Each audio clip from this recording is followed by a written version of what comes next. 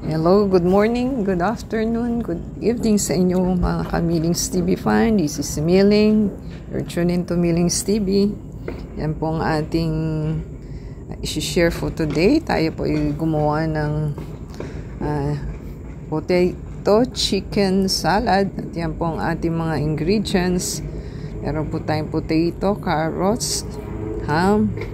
Naluto na po natin ang ating chicken breast. At meron po tayong mayonnaise, may pineapple, may onion, may cheese po, may all-purpose cream, may condensed milk, pickles, salt, pepper, mayonnaise. So yan po ang ating pineapple tidbits. At tayo po ay nagluto na ng ating potato. Bali cubes lang po ang ginawa natin para bite size na po siya. So, yan pong ating pinakukuluan. Nauna na po ang ating chicken dahil isinabay po natin sa ating niluto sa nauna. So, yan po ang ating potato. Bali, isiset lang mga 15 minutes po kasi cubes na siya. So, lalagyan na po natin siya ng salt. Ginamit po natin is Himalayan salt.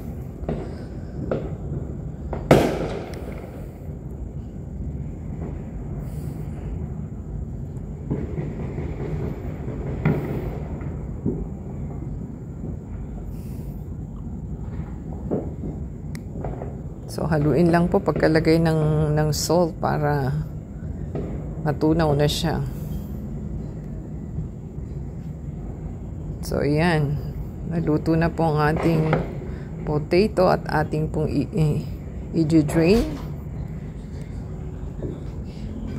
Magde-drain po tayo ng ating potato. At the same time, hayaan po muna natin siyang lumamig bago po natin iset yung ating mga ricado. So, yan. Tayo po ay gagamit ng all-purpose cream. Kalahati lang po ang ating ilalagay. Depende po sa dami ng potato ninyo.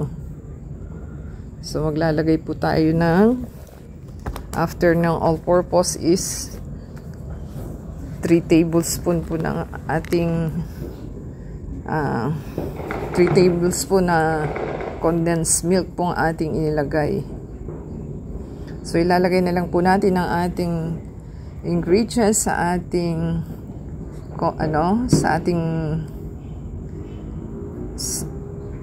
sauce. So, makikita nyo po sa ating description box. Depende po yung condensed na ilalagay nyo sa panlasa ninyo. So, 3 lang po ang ating nilagay.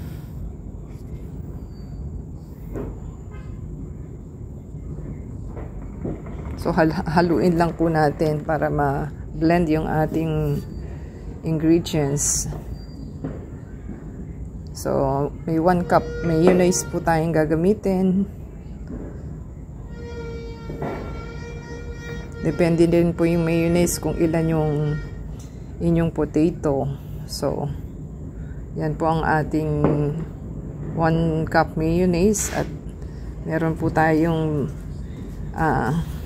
pepper. Meron po tayong salt, 1/2 teaspoon po.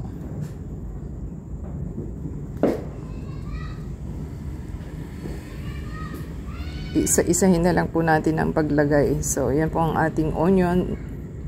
1 onion po yan na puti, white onion. I-mince nyo lang po para maliliit ang size. At halu-haluin lang po para mag-even na siya. So, yung ating pong carrots ay ating maliliit na dice ang ginawa at nilagay po natin ng hot water ng mga 5 to 15 minutes para po maluto naman. So, yan na po yung ating mga ricado. Iniisa-isa na po natin.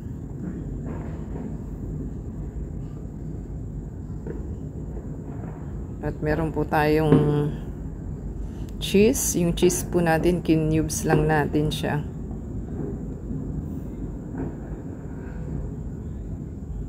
Halu-haluin lang po.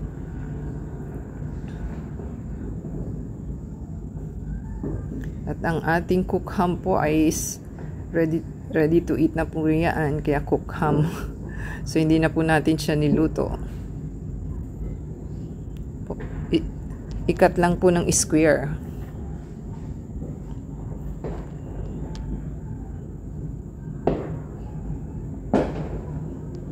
Yan po ang ating ahead of time na ginawa na breast chicken na nilaga, na may kasamang pong laurel at saka whole peppercorn.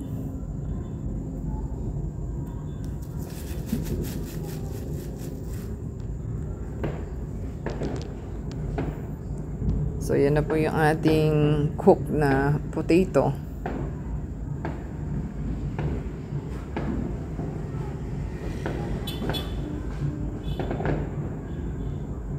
So madali lang naman po, basta i-prepare lang din yung mga ingredients.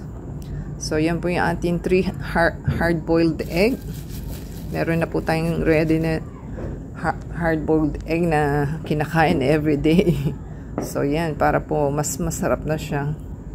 Haluin lang po at ilagay po sa chiller para po mas masarap.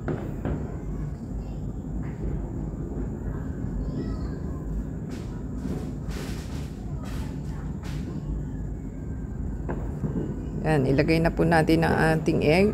Basta i-cut nyo lang po kung meron kayong cutter para hindi na po kayo mahirapan. Pwede rin naman i-cubes. Depende po sa inyo.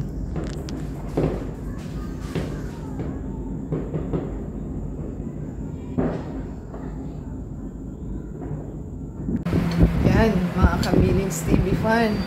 Ito po ang pinakamasarap na part. Ayan na po ang ating taste test na gagawin. At ating puntikman ang ating ginawa na ating chicken potato salad. At masarap po, try po nila.